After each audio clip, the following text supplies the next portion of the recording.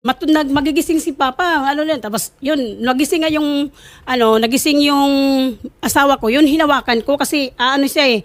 Tapos Kumbaga pupuntahan na Opo. din niya. Okay. Tapos yung 8 years old ko na anak, tumakbo, tumakbo siya doon sa likod ng bahay namin dumaan, kaya sumigaw ako kasi yung panganay na anak ng kinakasama ko, kapitbahay lang namin, kaya sumigaw ako, sabi ko, Jerby, yung kapatid mo, anuhin mo, nagtatakbo, nanginginig, tapos sumagot yung asawa niya na si Juan, ante, nandito sa amin. Okay. Opo.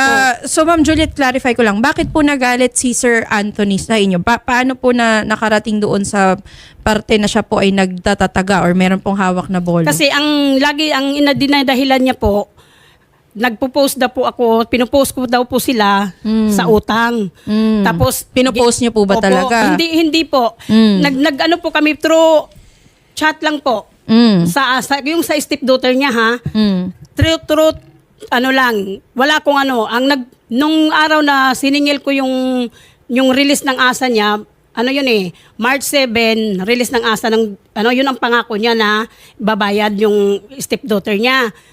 Tapos ang dami na silang sinasabi. Tapos umiyak na nga po ako eh. Ako na lang po tapos nung hindi ko na umalis ako kasi ayoko po yung makapagsalita ako ng masakit. Kasi ako po, sira po ako dun sa amin. Lagi nila po ako dinadamay ng mga gulo. Tapos, yun. Kaya sabi ko nga, pagka uwi ko, nag-iniyak na ako. Pag open ko ng Facebook, yun po ang nabungaran ko, yung parinig na po ni Junalen. Parinig na po niya. So ang nag-post ng sa Opo. inyo, yung Junalen, parinig Jonalyn. po. Tapos yung nanay niya, nag-post din na mayroon naman daw, pag nagalit daw sa isang tao, hindi daw magpo-post sa social media, may barangay naman daw po, dapat doon daw po nagpapahiya lang daw po ako. Okay. Ako po.